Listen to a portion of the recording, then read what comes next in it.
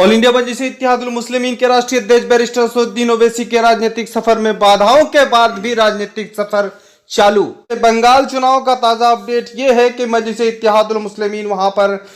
विधानसभा चुनाव लड़ रही है और साथ ही साथ शुरुआती दिनों में मजलिस इत्तेहादुल मुस्लिमीन को कई आरोप लग रहे थे, जिस तरह से बीजेपी का एजेंट हो या भाजपा से पैसा लेकर के यहां पर चुनाव लड़ रही हो या भाजपा को फायदा पहुंचा रहे हो, इस तरह के आरोप हालांकि मजलिस इत्तेहादुल मुस्लिमीन के लिए पुराना आरोप है। लेकिन इस वक्त जो देखा जा रहा है सरकार बनाने को लेकर जिस तरह से टीएमसी और खासतौर पर कांग्रेस लेफ्ट दावे कर रही है और उन मजलिस को नजरअंदाज कर रही है और लोगों पर ये अफवाह फैला रही है कि 1-2 सीट लेकर मजलिस यहां पर क्या कर लेगी। हालांकि बंगाल के लोगों पर अब निर्भर करता है कि मजलिस इत्तेहादुल मुस्लिमीन को यहां पर कितने सीटों पर कामयाब करेंगी। जी नवेद साहब, बहुत बहुत शुक्रिया आपका। देखिए, जिस तरह से बैरिस्टर असदुद्दीन ओवैसी साहब पर इल्जाम लगा रहे हैं, जो कि अदर दल यहां बंगाल में जो भूल भुलैया में थे और उसका पर्दाफाश हो चुका है और यहां की जनताओं ने ये कर दिखाया है कि बैरिस्टर असदुद्दीन ओवैसी साहब को इतना रोकने के बावजूद भी जब वो उनका सभा हुआ वहां पर इतनी ज्यादा तादाद में लोग शामिल हुए, बहुत ही दिक्कत का सामना करना पड़ा। जो कि ममता दीदी की सरकार, जो यहां पर तानाशाही सरकार, जो लोगों को मजलिस के प्रोग्राम में जाने से रोक रहे थे, फिर भी लोग अपना जो है बहुत ही रिस्क लेकर उसके सभा में पहुंचे, तो ये इससे बड़ा सबूत कुछ हो ही नहीं सकता है। रही बात सवाल, अभी चुनाव का माहौल है और आखिरी चरण चल रहा है, चौथे चरण के बाद ऐसा चल रहा है मालूम है। और खास ये चीज चर्चे में है वहां पर कि 2-4 सीट मजलिस लेकर क्या करेगी, इस तरह की बात सामने आती है। क्या इस वक्त बंगाल में उसी तरह से देखा जा रहा है? जी, ये बात तो पहले बिहार में भी जब इलेक्शन हुआ तो ये बात चल रही थी कि बैरिस्टर असदुद्दीन ओवैसी साहब 20 सीटों में लड़ रही है, ये 20 सीटों से क्या होने वाला है। लेकिन वहां की जनताओं ने ये कर दिखाया है, जो कि सीमांचल जो बंगाल से सटे हुए हैं वहां से 5-5 सीटों में बहुत ही बड़ी कामयाबी मिली है मजलिस को। उसी तरह से अगर बिहार को देखा जाए, जैसे कि बिहार में जैसा हुआ इलेक्शन, उसी तरह से अगर बंगाल को देखा जाए तो सेम टू सेम वहां पर बिहार का जो है बिल्कुल प्रभाव बंगाल में पड़ने वाली है और यहां से मजलिस को 5 सीटों में नहीं 6 सीटों में कामयाबी मिलने वाली है, क्योंकि 6 सीट जो है बिल्कुल रेलिंग में चल रही है और जहां तक उम्मीद है कि 6 सीटों में उनको कामयाबी मिलेगी बंगाल से। इस वक्त जो देखा जा रहा है कि वहां का माहौल, वहां सरकार बनाने को लेकर जिस तरह से टीएमसी दावे कर रहा है, उस तरह से कांग्रेस लेफ्ट और फिरजाद अब्बास सिद्दीकी जिसमें गठबंधन में है वो लोग भी दावे कर रहा है। लेकिन हकीकत वहां पर मजलिस उतर गई है, वो तो सरकार बनाने का दावा नहीं कर रही। आखिर उनका दावा क्या है? देखिए, यहां पर जिस तरह से यहां पर बीजेपी भी अपना जोर लगा दिए हैं सरकार बनाने के लिए और टीएमसी जो आगे से यहां पर सत्ते में है वो भी पूरी ताकत को झोंक दिए हैं। तो यहां पर मजलिस का जो काम है वो है, अगर उनको कामयाबी मिल जाती है तो यह भी हो सकता है कि किंग मेकर के रूप में मजलिस यहां पर नजर आएंगे। अच्छा, कुछ दिन पहले गुजरात में चुनाव हुआ था, भले ही वहां पर नगर चुनाव हुआ था, लेकिन जिस तरह से गोधरा में नगर चुनाव में निर्दलीय प्रत्याशियों के साथ मिलकर के वहां जो बीजेपी को सफाया कर और कांग्रेस को सफाया कर वहां पर जो है मजलिस को गोधरा सीट पर कब्जा जमाया था, उसी तरह से ये चर्चा बंगाल में चल रहा है क्या? जी, कहीं ना कहीं यहां पर गुजरात का जो है बिल्कुल गुजरात में जिस तरह से निर्दलीय पार्टी को जो सपोर्ट किए थे बैरिस्टर असदुद्दीन ओवैसी साहब, उसी तरह से यहां भी नजर आएंगे बंगाल में। जिस तरह से बंगाल में जो निर्दलीय सीट से लड़ रही है उसको भी मदद करने वाले हैं बैरिस्टर असदुद्दीन ओवैसी साहब। फिलहाल हमारे साथ कमाल अमरोही थे और साथ ही साथ बंगाल चुनाव पर हम तफसीली गुफ्तगू कर रहे थे। बंगाल चुनाव का ताजा अपडेट यह है कि मजलिस इत्तेहादुल मुस्लिमीन वहां पर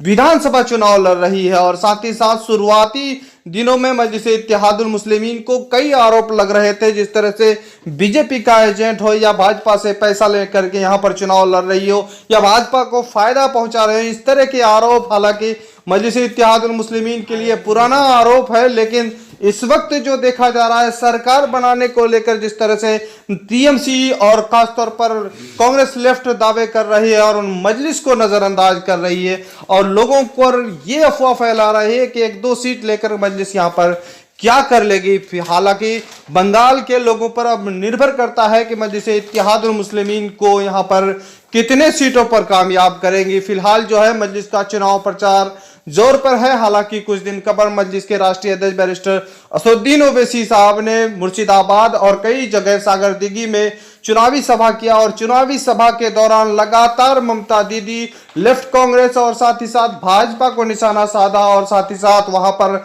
सरकार के कारकर्दगी को उन्होंने खासतौर रिपोर्ट में वहां के लोगों को बताया और वहां पर सियासी बेदारी लाकर खड़ा कर दिया। अब वहां के लोगों को चाहिए कि मजलिस इत्तेहादुल मुस्लिमीन का दामन थामे और इस चुनाव में खासतौर पर मजलिस इत्तेहादुल मुस्लिमीन के कामयाब करे। फिलहाल जो है मजलिस इत्तेहादुल मुस्लिमीन को लेकर चर्चाएं आम है और लोग वहां पर बिल्कुल खामोश इख्तियार किए हुए हैं और खासी चाय और पान की दुकानों पे चर्चा चल रहा है कि इस बार मजलिस इत्तेहादुल मुस्लिमीन को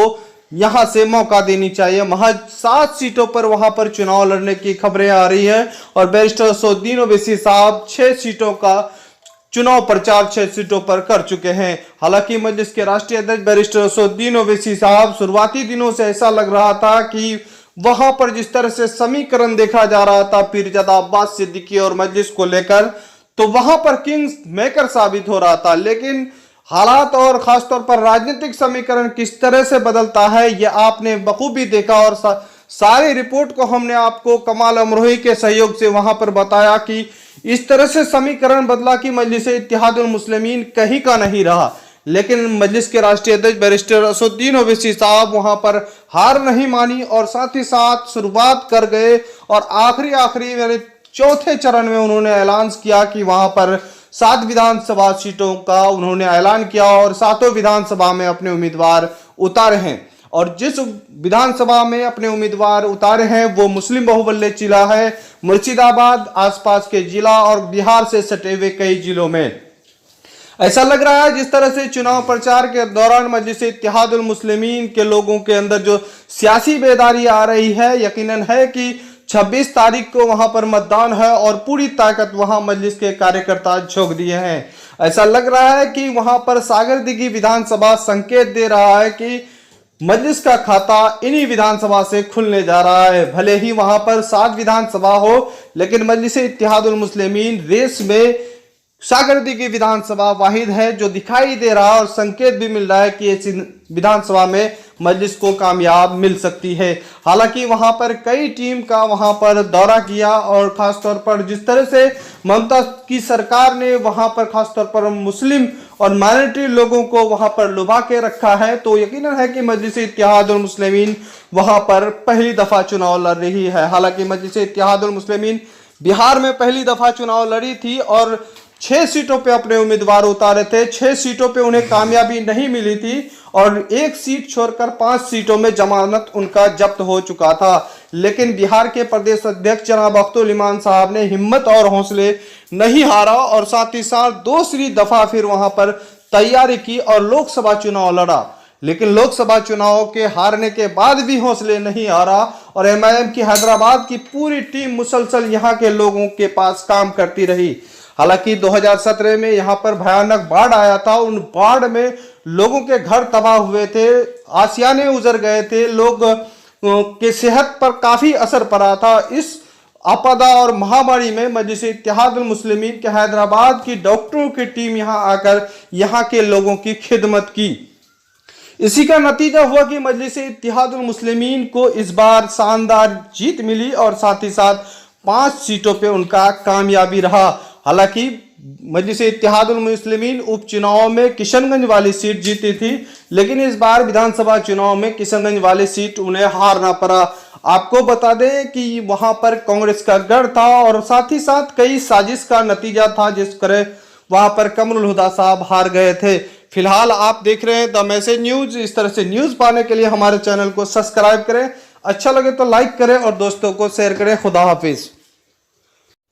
नेक्स्ट अपडेट हम चर्चा करेंगे ऑल इंडिया मजलिस इत्तेहादुल मुस्लिमीन के उत्तर प्रदेश जिला पंचायत चुनाव पर खास। और जिला पंचायत चुनाव इस वक्त संकल्प भागीदारी मोर्चा के साथ वहां पर लड़ रही है और साथ ही साथ ऐसा लग रहा है कि मजलिस इत्तेहादुल मुस्लिमीन जो है 2022 में रिकॉर्ड तोड़ वोटों से वहां पर कामयाब होगा। और साथ ही साथ जो सभी दल वहां पर जो मोर्चा बनाए हुए हैं, संकल्प भागीदारी मोर्चा यकीनन वहां पर कामयाब होगा और खास तौर पर योगी सरकार के लिए चुनौती बनेगा। इस वक्त हालांकि वहां पर मजलिस इत्तेहादुल मुस्लिमीन के राष्ट्रीय अध्यक्ष बैरिस्टर असदुद्दीन ओवैसी साहब का जिस तरह से लगातार 4 बार दौरा हुआ तो वहां का वैसे भी सियासी माहौल गर्म हो चुका है। फिलहाल जो है मजलिस के राष्ट्रीय अध्यक्ष बैरिस्टर असदुद्दीन ओवैसी साहब पूरी ताकत जिला पंचायत चुनाव में झोंक दी है। मजलिस इत्तेहादुल मुस्लिमीन के लगातार वहां पर जिला पंचायत का फहरिस्त जारी हो रहा है, उनके उम्मीदवारों का नामांकन भी किया जा रहा है और साथ ही साथ पूरी ताकत के साथ मुस्लिम, दलित और गैर मुस्लिम लोगों को टिकट देकर एक मिसाल कायम कर रहा है और साथ ही साथ ये दिखा रहा है कि मजलिस इत्तेहादुल मुस्लिमीन जो है मुसलमानों की पार्टी नहीं है। इस तरह से अपडेट हम मिलेंगे फिर आपके साथ और पूरी खबरों के साथ, बिहार के ताज़ा तरीन अपडेट के साथ कि ये 5 विधायक इस तरह बिहार में इस वक्त क्या कर रहा है, उनके कारकर्दगी पर हम रखेंगे, रोशनी डालेंगे। फिलहाल दीजिए इजाजत, खुदा हाफिज।